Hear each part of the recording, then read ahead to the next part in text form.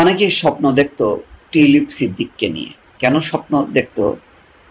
আফসোসও করত যে তারা মনে করত যদি টিউলিপ সিদ্দিক ব্রিটিশ এমপি না হয়ে বা ব্রিটিশ রাজনীতিক না হয়ে তিনি যদি বাংলাদেশে রাজনীতি করতেন তাহলে বাংলাদেশের রাজনীতির আদলটা একদম পাল্টে যেত এবং আওয়ামী লীগের যেই উত্তরসূরিদের মধ্যে একজন যোগ্য উত্তরসূরি হতেন।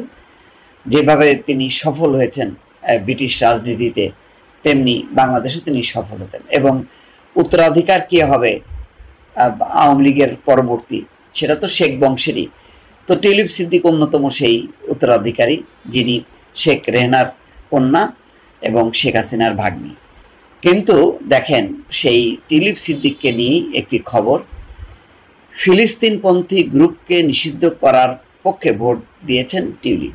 সম্প্রতি ব্রিটিশ পার্লামেন্টে ফিলিস্তিনপন্থী যেই একটা গ্রুপ প্যালেস্টাইন অ্যাকশন, তারা একদম গণতান্ত্রিকভাবে রাজনীতি করছে, শান্তিপূর্ণ কর্মসূচি করছে এবং প্রতিবাদ করছে যে গাজায় যে এই ধরনের হত্যাযজ্ঞ তার প্রতিবাদে। সেই সংগঠনকে সন্ত্রাসী সংগঠনের তালিকাভুক্ত করে অনেকটা আইএস বা এই ধরনের জঙ্গি সংগঠনের রূপ দিয়ে তাদেরকে নিষিদ্ধ করেছে। তার পক্ষে ভোট দিয়েছেন টিউলিপ সিদ্দিক। অথচ অনেক মুসলিম এমপি ভোটদানে হয় তারা বিরত ছিলেন অথবা বিপক্ষে ভোট দিয়েছেন। কিন্তু টিউলিপ সিদ্দিক ব্রিটিশদের মতনই, ব্রিটিশ রক্ষণশীলদের মতনই তিনি কিন্তু ভোট দিয়েছেন। তাহলে দেখেন, বাংলাদেশের রাজনীতিতে আপনারা বলতে পারেন যে সরকার প্রতিহিংসার চর্চা করছে, এই জন্য তার বিরুদ্ধে নানা রকম দুর্নীতি, অর্থ পাচারের মামলা দিয়ে তাকে হয়রানি করার চেষ্টা করছে, যেহেতু শেখ রেহনার কন্যা তিনি, সেই কারণে।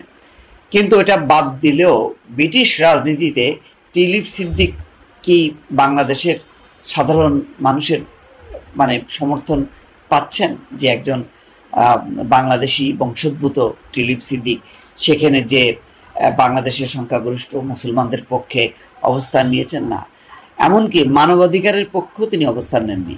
কারণ যেই যুক্তিতে তাদেরকে নিষিদ্ধ করা হয়েছে সেই যুক্তির পক্ষে ব্রিটেনেই দ্বিমত আছে।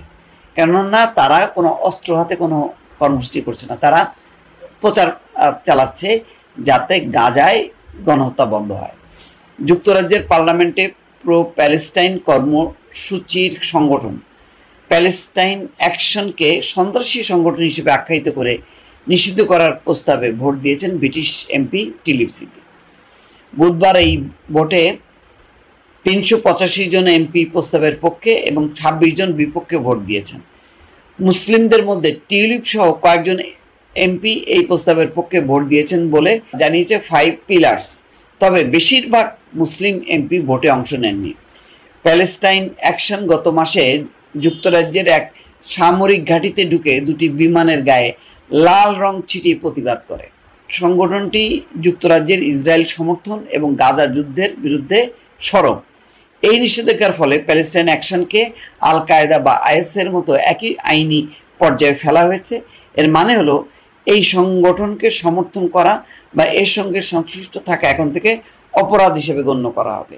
ব্রিটিশ সংসদের স্বাধীন এমপি জারা সুলতানা এই সিদ্ধান্তের কড়া সমালোচনা করে বলেন, একটি রঙের স্প্রে ক্যানকে আত্মঘাতী বোমার সঙ্গে তুলনা করা শুধু হাস্যকর নয় এবং বরং এটি আইনের বিকৃত করার একটি জঘন্য উদাহরণ। অ্যামনেস্টি ইন্টারন্যাশনালের ইউকে প্রধান নির্বাহী সাচা দেশমুখও এই পদক্ষেপকে আইনের নজিরবিহীন অপব্যবহার বলে আখ্যায়িত করেছেন। তিনি বলেছেন, এই ক্ষমতা ব্যবহার করে সরকার গ্রেপ্তার, বাক স্বাধীনতা দমন, নজরদারি সহ আরও অনেক কিছু করতে পারবে। প্যালেস্টাইন অ্যাকশন এই সিদ্ধান্তকে অন্যায় এবং ক্ষমতার অপব্যবহার বলে উল্লেখ করেছে এবং এর বিরুদ্ধে আইনি লড়াই করছে।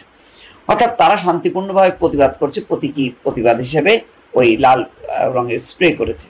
এটাকেই ব্রিটিশ সরকার, যেটা হয় অন্তত তারা তো আমেরিকাকে খুশি করতে চায়, ইসরায়েলিদের খুশি করতে চায়, তারা ওই সংগঠনের বিরুদ্ধে অ্যাকশন নিয়েছে, নিষিদ্ধ করেছে। টিউলিপ সিদ্দিক সেটার পক্ষে ভোট দিয়েছে, অথচ অনেকে ভোট দেয়নি, অনেকে প্রতিবাদ করেছে, বিপক্ষেও ভোট দিয়েছে। তাহলে বোঝেন, টিউলিপ সিদ্দিক এখানে বলেন যে আমি বাংলাদেশি, বাংলাদেশে এসে বলেন আর ওখানে বলেন আমি বাংলাদেশি না, আমি ব্রিটিশ এমপি। এই হচ্ছে দ্বিচারিতা। যেখানে সুবিধা, যেখানে ক্ষমতা, সেখানেই তাদের